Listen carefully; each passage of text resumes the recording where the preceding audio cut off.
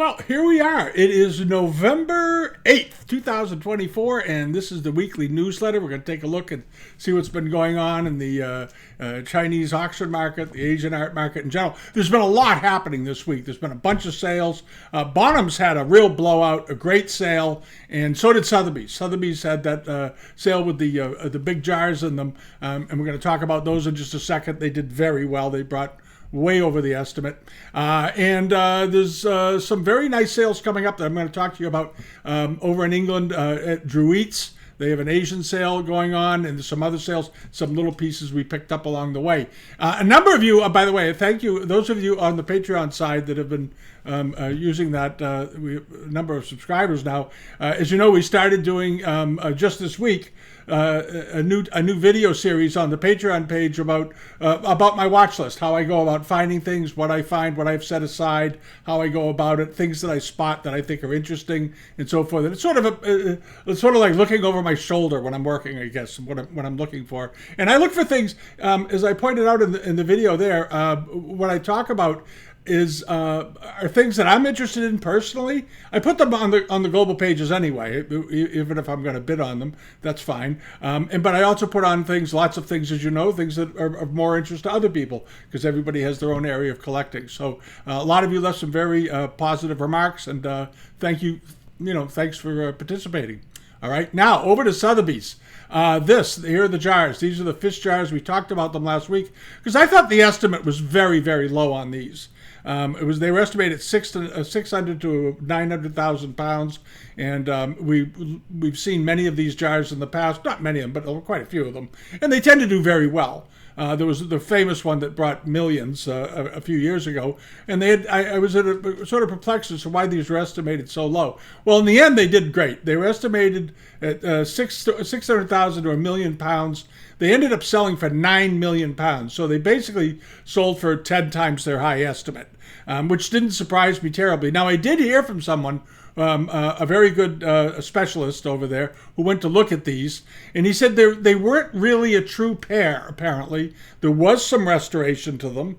And there were other issues, so that would have held the price down. Because last week I was wondering, I said, unless they're restored, they should bring a lot more than that. Well, they did have some restoration to them, but it wasn't enough to kill them on the market, obviously, the 10 million pounds. So it didn't upset anybody too much. And I think when you get two of these that are shot at owning two of them that are, visually they look like a pair, but apparently they weren't. The colors on one in person were a bit different than the other. The fellow felt, and that they were very similar, same period, but one was better than the other, and they did have a few condition problems. But regardless of all that, there was a lot of excitement about them, and 10 million pounds is nothing to sneeze at, of course. So that was a very good result. We may revisit and go back and do a bit more on the Sotheby sale. It was a good auction. They did a very nice job with it, and congratulations to them. That was quite a thing. And now on to some other stuff. Let's see here. This is the Dreweatts sale over in England that's coming up on November 14th. I know a lot of you have looked at it. If you haven't seen it, go over. It's a 2-day sale. It's on Live Auctioneers, and of course it's on their own website. But do it quickly because the sale is coming up in about 6 days, and you need to register there. And a number of people have commented on registering in some of these English sites that they have certain cash requirements and deposit requirements, and I talked about it last week. And this is going to be something you're going to see more of. So get used to it. And they have to do it. They have to do it with all the shenanigans that goes on with some of the mainland buyers. They just can't. You just can't tolerate it. So they are asking people to help. But it keeps the auction clean. It keeps the auction honest. You're not bidding against people who aren't serious. So always keep that in mind. It's very important. The integrity of the auction house is extremely important. Now, onto this. This is something that's in this sale. And they didn't date this. This is a gigantic piece of soapstone that's carved. It has an old tin liner in it. They didn't date it. I don't know why. I don't think this is new. This certainly has the look of age to it, some age to it anyway. It's got to be late Qing. It's beautifully carved. It got a very, very low estimate, 400 to 600 pounds. This thing is enormous, though. Keep in mind, this thing is 65 centimeters wide, so it's over 2 feet in width. This is a big piece. This is not a small table object. This is a big, heavy presentation piece. But I'm looking at it pretty carefully. And to my eye, the way the stand is carved, the way this is carved, the appearance of the interior, it looks like it has a tin liner. I asked them if it is a tin liner, and they didn't give me an answer. But the way the immortals are done, I think this is a great thing. If it's late Qing or even Republic, I don't care. I think it's a great thing. And it's heavy. It's going to cost a lot of money to ship. But boy, what an object. What an object. And to me, if you have to spend $2,000 or $3,000 to buy this, I think it's something worth buying. Even though it's only got a 400 to 600 pound estimate, I think it's a very, very interesting thing. And then this is more on the sale over here. Here are there's lots of snuff bottles from Milrose. There's a lot of good porcelain in this sale. A lot of good porcelain, and there's some good art. And these are the exotic birds, and these are these big sheets of that they did around 1800. These are beautifully done. I've owned these not this set, but I've owned very similar ones over the years. They are fabulous. They are fabulous. One of the earliest really good Chinese paintings I ever bought was in this school of art. I bought it in the late 70s, early 80s. But this is a set of 4 of them. They don't appear to be framed or anything. Their estimate is, I think, pretty reasonable, $1,000 to $2,000 for 4 of these, with a 1,000 pound opening bid. I think they're great. If you're looking for something to hang, you should really look at these. They're 32 by 39 centimeters, so they're a foot tall, a little over a foot tall, and about 18 inches wide. So they're a nice size for framing, and they'd make a room. They're absolutely great. I love them. And then over to this, there's a very nice. This is coming up also. Yeah, this is Dreweatts. This is very nice. There's things like this. This really sweet little lacquer box with a Lohan feeding the dragon. This is a wonderful little box. Very, very nicely done. It looks to be in very good condition, deeply carved. Certainly appears to be 18th century to me. I don't even know how they dated it. They're calling it 17th or 18th century. I agree with that. That's probably right. At 1,000 to 1,500 pounds, 1,000 pound opening bid. This is a very nice object. And it's interesting because they're not getting a lot of watchers. Now, a lot of people that bid at Dreweatts do it through their website, because you do save some money that way. You do save on commissions because you're not paying the live auctioneers commission. So a lot of people do bid there. Right now, there's only 4 bidders on live auctioneers for that. And then there's this. This is a real, if you're a silk collector, you want to look at this. This is a Ming Dynasty panel, and it's a wonderful example. I love the sort of the it looks like green velvet background on it, but the dragon is wonderfully articulated, good colors, nice soft salmons, and this is not a huge thing. This is not enormous. It's fairly small. It is over 2 feet long, 2 feet and an inch long, 25 inches in length, 21 centimeters wide. So it's only about 8 inches wide. It's a strip. But if you're a textile fan and you want to own a real piece of Ming silkwork, this is a good example. And the estimate is very low. It's only $600 to $800, $600 to 800 pounds. I think it'll go beyond that. I think it'll go over that. I think it'll go a good bit over that, probably double or triple even. We'll come back and take a look. We'll see how it does. But it's a fairly rare thing, and you don't see them very often. And there are also a lot of good silks in this sale. If you're a silk buyer, check out Dreweatts. It's a 2-day sale, and there's a lot of good rank badges. This is a 6th rank military badge. There are other military badges in here. There's a lot of robes and other things, so it's worth checking out. But this is a particularly nice military badge. It's very, very attractive. Probably early 19th century or something like that. Beautifully done. And then over to this plate. Now this type of plate, those of you who have seen these before, it's got that strange Guangzhou mark on the back. There it is. I was at an auction, and this may be the same plate. I'm not sure, but one nearly identical to it sold at Northeast Auctions a number of years ago, probably 10, 15 years ago in southern New Hampshire. And it ended up at Christie's and resold, and it's been around the loop a few times, so I'm not sure if this is the same one. But that one sold for $5,000 the last time it sold. I think it brought the same price at Christie's or Sotheby's that ended up bringing at Northeast. It was right up there. It was bought by a dealer who was taking a shot at it. And I remember looking at it and thinking, wow, this is quite a thing.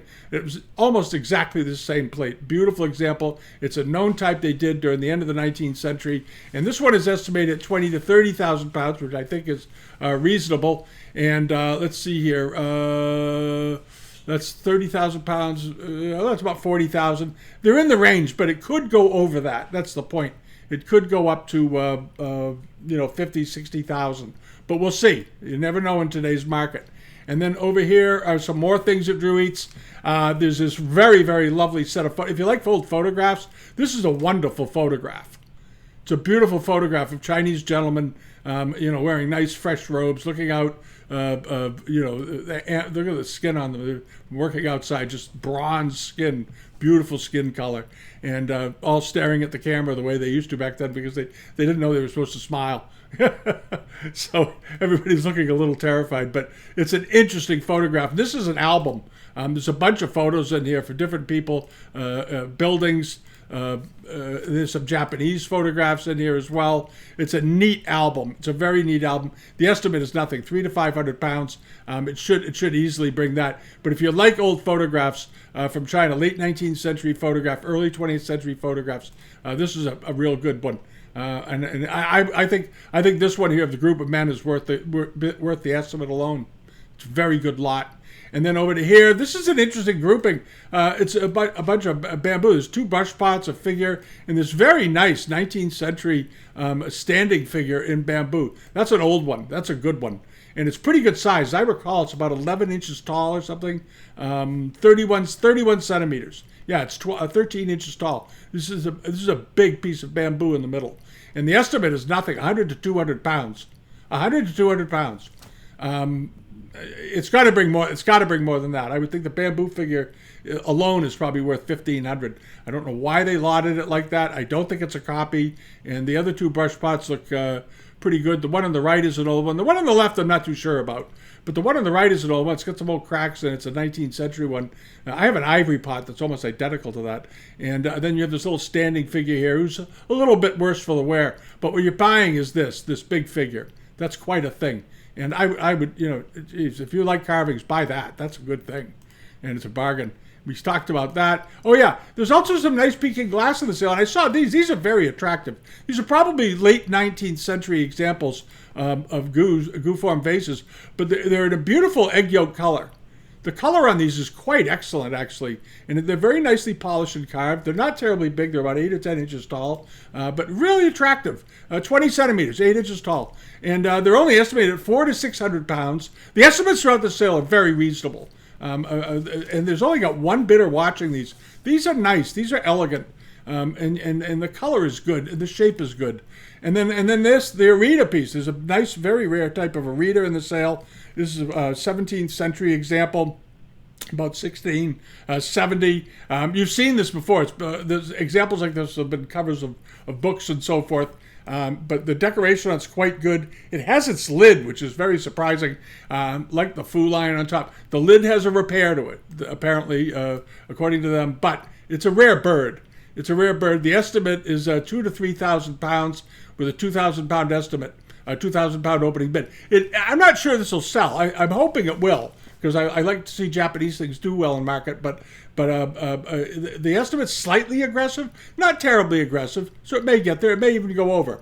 But it's a real roll of the dice on these. So you want to check it. All right. Other things that are going on. This is the Nadow sale down in Windsor, Connecticut. This is coming up tomorrow. This is more of a reminder. There's these figures. There's a rather nice Arita charger in there in the Wanli style. It's got some staples in it, and so it'll probably sell pretty reasonably if you like Japanese Arita ware. But there's also this very nice grouping of Chinese famille rose figures. Most of these are 18th and early. They all appear to be 18th and early 19th century examples. It should do better than the estimate. Right now, they're only estimated at 300 to 500. They're already at 350, and there's 31 bidders on it. I suspect it'll bring $1,200 to $1,800, but it's worth it. They always do well. People love these little statues, and they're decent size. The tallest one is about 9 inches, which is fairly typical for these. It's generally about how big they are. But good example, good colors, and there's 9 of them. So I would figure each one of them is worth $150 or so a piece, especially the standing figures. The kneeling figures, not so much. They're fairly common. But the standing figures are pretty good. And then over to this. This is Circle Auctions. Has a sale coming up tomorrow. Also a reminder, it's been on the global pages. And there's this. I mentioned this box to a number of people because I love carved tortoiseshell. This is a good tortoiseshell box. I don't know why. It's interesting. For the primary shot, they showed the back of it first. I don't know why. That's the bottom of it. It's nicely done. Good detail and all that. But when you flip the thing over, you can tell this is the bottom because it doesn't have any dirt or anything on it. Perfectly clean. And then when you go to the top, it's sort of gray and muddy looking. And that's just because it's been sitting on tabletops and things fall on it and cause it to get a little bit discolored over time. All of this is cleanable. All of this is cleanable. With a little Q-tip and a little work, you could spend an hour or so going over this and cleaning it up and getting into the crevices. And this front would look like the back. It would come out beautifully because there are a lot of detail in here you really can't see well. If you clean it up, it's going to be wonderful. It's about 3.5 inches in diameter. Should bring $1,000. The estimate is $200 to $400. It's a good box made around 1800. I like it a lot. All right, and then over to this sale. This is Asca.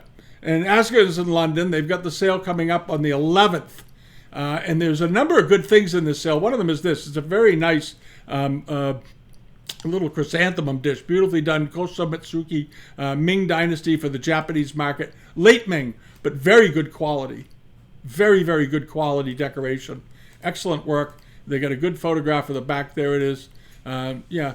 It's late Ming, 17th century. I would date it as how I would just say 17th century. It could even be as late as transitional, but it's beautifully done. It's a nice looking piece of porcelain. It's about 9 inches or so in diameter, as I recall, or 8 inches in diameter, 20 centimeters wide.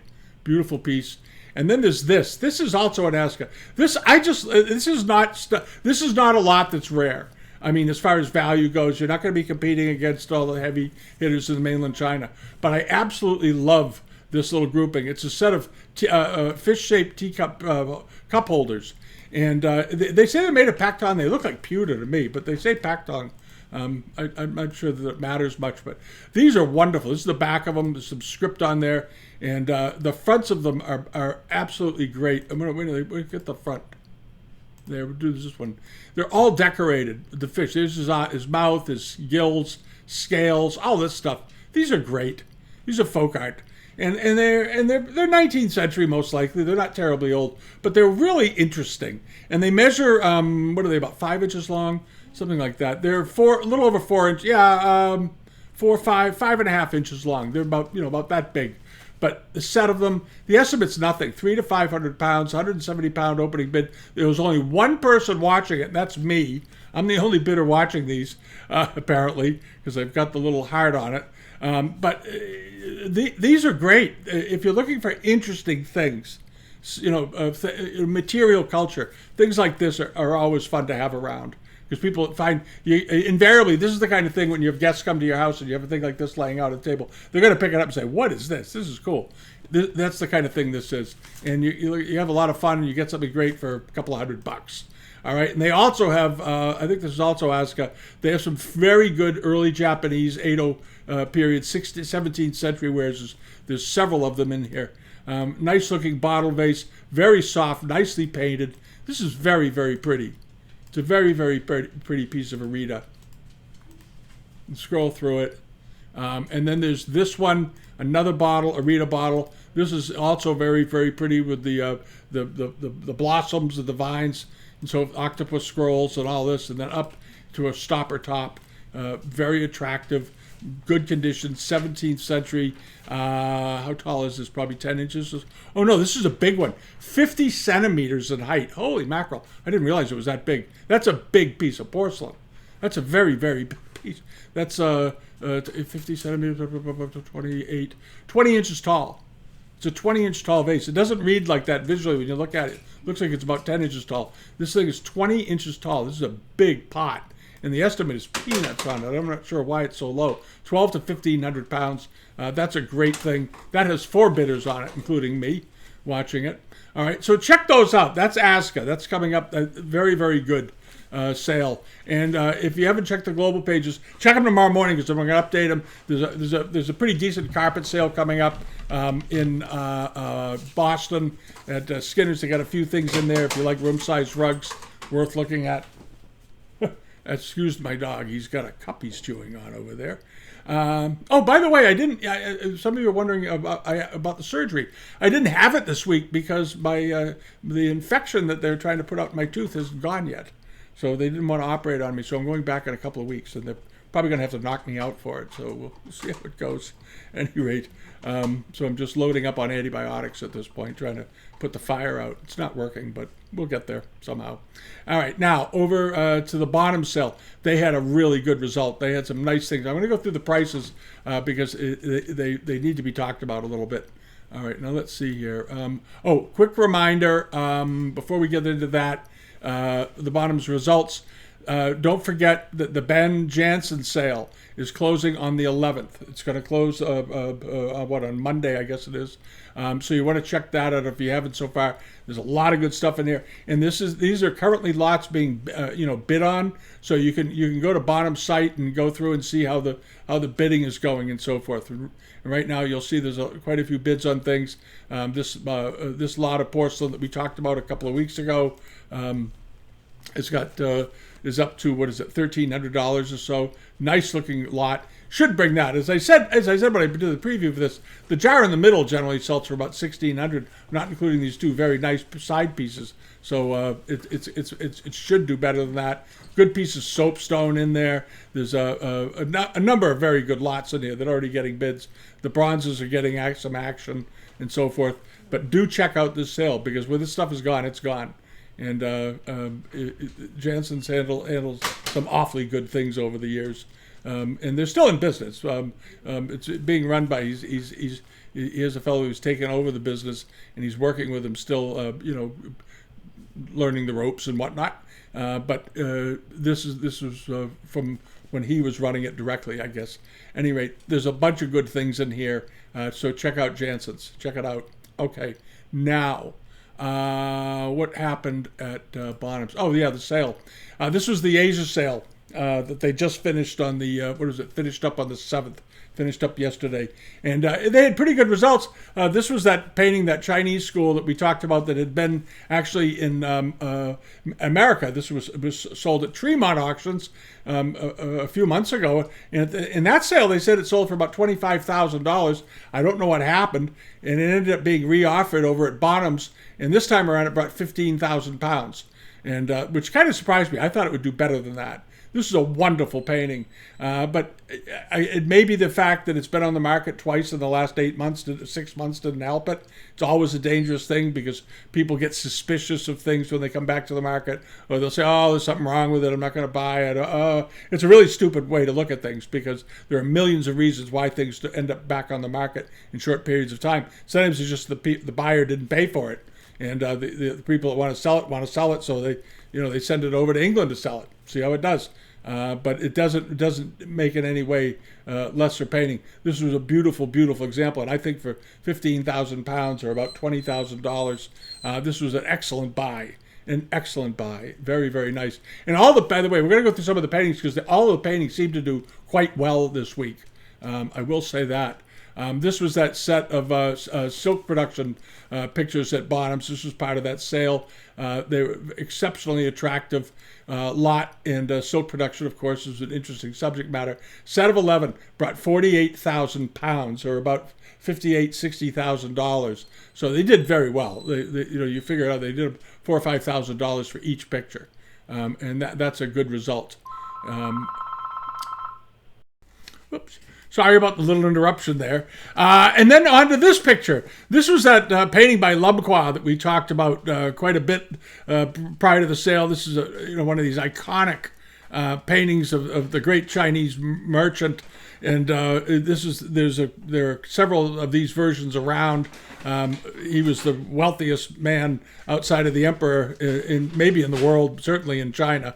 And this was his portrait, and he worked with the Forbes family and in Boston. He actually invested, as I mentioned, he actually sent $100,000 or $200,000 to the Forbeses to invest in railroads in America. He was a global thinker. Anyway, the painting did unbelievably well. It did just fine. Here it is in its frame. It's quite a package. It's quite impressive.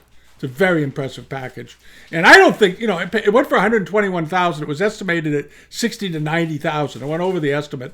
Not a surprise. £121,000 or about $50,000, but certainly worth it. And hopefully it went to a museum or something. I hope a museum bought this.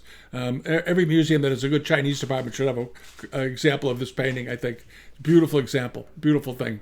And then over to this. These were those the late 18th century paintings of the two ladies. These are the ones that we talked about because they were very, very similar. And they were only estimated at $2,000 to $3,000. They were quite wonderfully done. Loved the tortoiseshell, the faux bamboo tortoiseshell type frame. And then you notice the woman, she's posing with two different dogs. Very, very similar though. And they did fantastic. They did 44,800 pounds. 15 times estimate. They really took off, but they were beautiful. I thought they were lovely. I didn't think they'd bring that much, but paintings are tough to guess on sometimes, and this was one of them. But a good result, a very, very good result. And then other things in the sale did well too. This was a shocker. Not a shocker because it's a very rare form, but it's a Blanc de Chine figure of the Shakyamuni. And it's a small thing. It's only, 6 inches tall, but a very, very, very rare form. Sold for 82,000 pounds for a piece of Blanc de Chine that was 6 inches tall. That may be a record. I'm not sure. But it's an unbelievably rare form. You don't see these very often. Look to be, beautifully, beautifully cast, a little gem of an object and in good condition. A real rare bird. There's the stand. There's the back of it. Very, very rare. Rare and unusual. And rare and unusual can sometimes work against pieces too, because people don't know how to price them. Well, in this example, apparently they did. There may have been, a great example of this found in the Palace collection or something. Something drove this price. $82,000. That's roughly almost $100,000 for a piece of Blanc de Chine. 82,000 pounds. Beautiful thing though. So, the Bonhams really killed it on this sale. They really did. They did a good job. And then this, the Imperial embroidered apricot ground robe. This was estimated, I think, at $20,000 to $40,000. Went over that and went to 53,000 pounds, or around $65,000 to $70,000. But a great example, and the details on this, they really enlarged well. You'll see what great condition this robe is in. This robe is in pristine condition. Notice there's no staining, there are no pulls. The colors are all still good. This very lovely soft ground. I love it. The whole thing is great. And the dragons are spectacularly well rendered. And then you have this, of course, the crashing wave pattern at the bottom. But very, very nice. And again, silks are doing great. 53,000 pounds. And then onto this. Now this was interesting. This was estimated at $3,000 to $5,000. It was a very nice piece of tangware. Beautiful even color. I think we talked about it. I thought it was awfully nice. And it was sold with no reserve. And it went for 32,000 pounds or about $40,000. All right, so so there is some life in tangwares. It's a very selective market, obviously. Sometimes these things do well, sometimes they don't. This one was spectacularly well potted and had very even color, and it made a nice presentation. It was about 8 7/8 inches tall. And then onto this was this very large, rare from Milrose dragon dish, 6-character young Chunmark. This is a rare bird. It was 21 inches in diameter. This is a big piece of porcelain. And there it is blown up. But unbelievably good quality. Look at the colors. The decoration was good. If you look at it, you don't see any chips or wear. It was in very, very lovely condition. All the way around. The gilding on the Shao character in the center, you notice, is still intact. There's no wear to it or anything. Just a great example. Love the way the birds are done at the top. And the color combinations for the clouds are extremely appealing. Soft yellows, soft blues, pinks, so forth. Really very well done. And the crowd loved it. And it went for $254,000. 254,000 pounds, rather. It was estimated, I think, at about $200,000 to $300,000. It had a fairly strong estimate on it because it's a rare thing. But 254,000 pounds comes out to about $325,000 or so. So I think that's a fair price. The back of it, there was a bit of old write-up on here. at the bottom describing it and who owned it, and went through Christie's, Manson, and Woods years ago. That was the original name of Christie's. And there it is with the mark. All right. And then hopping along over to this. This was another blockbuster they had. Very rare, massive, gilt-decorated grisaille dragon vase, Kangxi period, a Rulu vase. This thing was big. 78 centimeters tall, 30 inches tall. A very, very rare vase. Beautiful example with this decoration. Highly unusual decoration on a Kangxi vase. But very animated, powerfully done. Powerful dragon ascending down, snorting out through the clouds, and then this very elongated top. It's just a very rare thing. And 406,000 pounds, or about $500,000 by the time you're done. But again, a really good piece. Very, very rare. Big and rare things seem to still have a very strong market out there. And then hopping along over to this was this really, really nice Wan Li 6-character mark fish jardiniere. These turn up from time to time. This was a particularly nice one. The colors were good. It was a nice upright piece, good shape to it. I love the fish. The fish is beautifully painted on here. The way the shading is done of the cobalt. The cobalt quality was excellent for the tone of the blue, but the shading, the artwork on it was quite excellent too. Very artistically painted, beautifully rendered, very curvilinear. Fish has an expression on its face as it's ascending upward, and then you have lotuses coming up out of the bottom, wave patterns, and all kinds of things here, and then the rain mark on the rim. This ended up selling for 127,000 pounds, or about 150,000 US dollars. It measured 17 inches in height. And then over to this. Now, these were the things that you may remember back on when we previewed the sale. I gave Bonhams a hard time because on Live Auctioneers, all they did was show this one picture. That was the picture they shared, which came from the Kempe collection sticker. And I commented, I said, well, why didn't you put the whole thing on there? And I contacted Bonhams, and their only response was, well, you can go to our website and look at it. So I guess they're really pushing for people to go to the website. They were estimated at $2,000 or $3,000. They didn't have big estimates on them. Apparently the crowd disagreed with them on the dating of these, because the implication is they're saying just Qing Dynasty, which is means we're not sure when it was made. And the audience obviously felt it was made early, $38,000. But this is an interesting form, beautifully done, nice brown dressing on the rim. I mean, it looks 18th century to me. It looks like it was done during the Qianlong period. And they did make these during the Qianlong period because the emperor was fascinated by 12th century wares, and this is sort of a revival piece of that.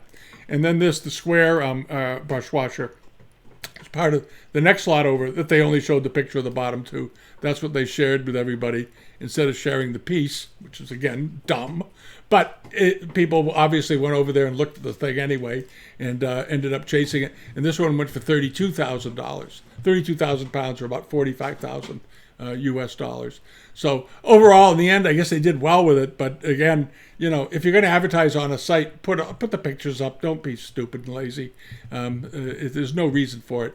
They had a good auction. You don't want to diss the auction by not sharing the full images. And you're working for your consigners, so always remember that. You're working for them.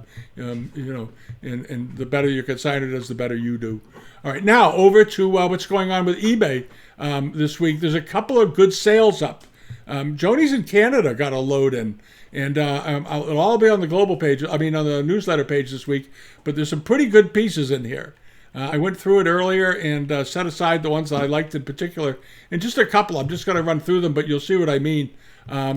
This is a piece of jade that's going to be in there this week. It's sort of worn and round, but it looks like an 18th century example, and it's fairly good size. It's a peach form with leaves and so forth around it. It's up to $300. It's got a couple of days to go. Probably bring $12 to $1,500 by the time it's over. But then Joni's has this. Now they're calling this Long Quan Celadon. I'm not sure it is Long Quan. I think it's later, but it's a very nice archaic design, powerfully done,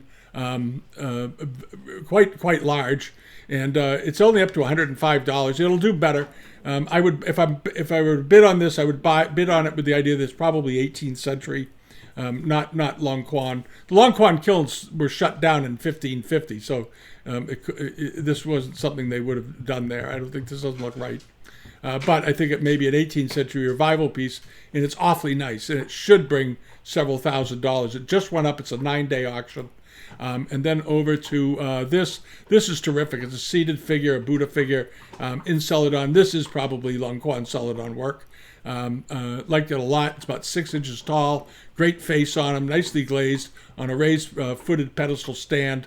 A good authentic looking piece. And that this should bring a couple of $1,000, but we'll see. These forms are pretty rare. And then there's a nice piece of 18th century crackleware on here. It's got a gold crackle and a black crackle, nicely done. It's a bluish tinge to it. They're dating it as Qianlong period. Probably is. And well done piece.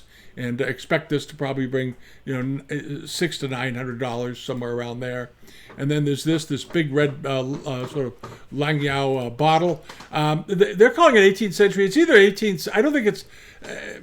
I don't agree that's necessarily 18th century. I looked at this pretty carefully. Here's the bottom of it. I think if it's 18th century, it's late 18th century. Very late 18th century, possibly, even early 19th. I don't think it's Kangxi. They're hinting that it might be Kangxi. It doesn't look it to me. It just doesn't look it the way it's finished on the bottom, and the way this looks, and the body doesn't look Kangxi to me. It looks a little bit later. Splitting hairs. It's a nice looking bottle vase, and it's pretty good size as I recall. Let me go down and double check the height. I think it's about 13 inches. Hold on. Where is it? Oh no, it's 10.5 inches. Okay, I thought it was a little bigger than that. 10.5 inches. Still a nice thing. Should bring $1,500 to $2,000 by the time it's over. All right, and then over to this double gourd bottle. This does appear to be probably an 18th century example of that V-shaped foot, and the way this crackle is done. Nice looking bottle. Unusual color. Very unusual color. Sort of a gourd.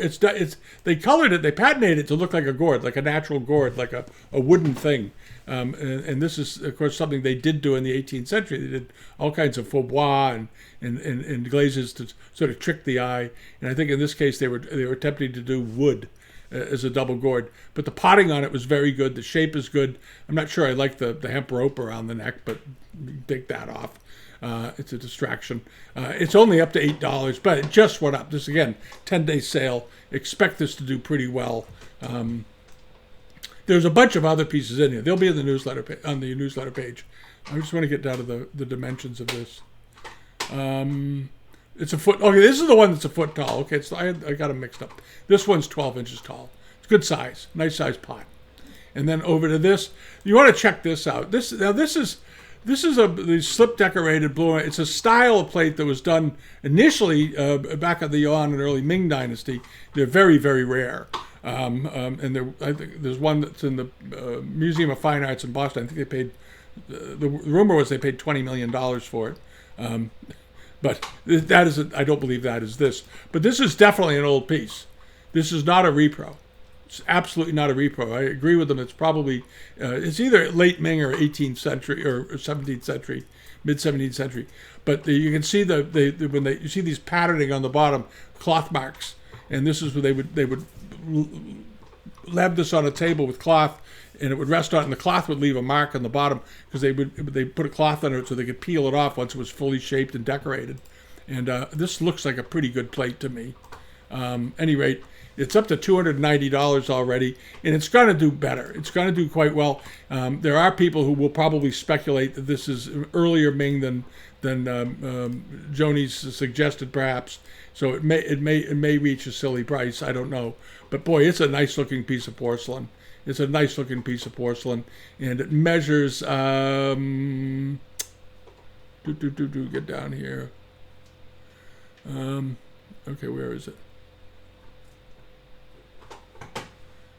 Come on, where are the dimensions? Payments, returns, shipping. 6.5 inches in width. It's not a huge thing. It's like a saucer. But boy, it's an interesting and evocative thing. It looks like it's in good shape, and it definitely looks old to me. So do check that out. Okay? And that's it. That's it, sort of it for the week. But there'll be a lot of things on the. Hopefully, there'll be a lot more on the newsletter page. It was a little quiet last week. Things came and went. We ran some searches, and we only came up with about a total of, I don't know, a couple of hundred things that even had bids on them. I think it was 300. There were only 300 lots on all of eBay that were in the auction thing that actually had bids. In the Chinese area, it was that out of a million listings. A lot of them are buy it nows, and a lot of them are nonsensical and rubbish, as we all know. But that's a pretty low number percentage-wise, 300 out of a million. But this is a nice thing. There's some good sales coming up. We're going to talk about something happened at the Placa sale today, and I'm going to talk about it because it's something that I heard from Adam over there right before the sale started. And evidently, one of the consigners, something happened with one of the consigners, and he withdrew a bunch of the major lots in the sale, which was a mistake because the sale for the good things did just fine. The good stuff did fine, and the stuff that was overestimated or overprotected tanked. But the good things that were there did very, very well. And I don't know why the guy withdrew them, but it seems like it was a really, if it was a dealer that consigned them, it's because dealers are usually the worst consigners to auction you can possibly have because they don't understand auction. They understand auctions as buyers, but they don't understand auctions as sellers. And they go into brain freeze and fear strikes them, and then they're all over the place. They could be nightmares. I know because I used to get dealers would come in with estate calls that they got and they want to auction it, and they were as sellers they become irrational. It takes a mindset to sell at auction, and once you don't have, if you don't have that, you're in trouble. But at any rate, so I'm going to find out what happened to poor Adam at Placas because I feel bad for him. It was unfortunate. Any rate, but the rest of the sale did good. The things that sold overall seemed to do quite well. Things that deserved good money got good money. So I think the consignor shot himself in the foot in that one. And we'll be back next week with some other videos. And again, thanks to those over on the Patreon side for your kind words about the new video series there. And incidentally, I've added a whole new collection category in the collections area. There's a new section for those videos that we'll be filling. All right. Thanks for watching. Have a wonderful weekend. Autumn is here. It's extremely windy here today. My goodness. Wind is howling off the ocean. And be back next week with more videos. Okay. Bye-bye.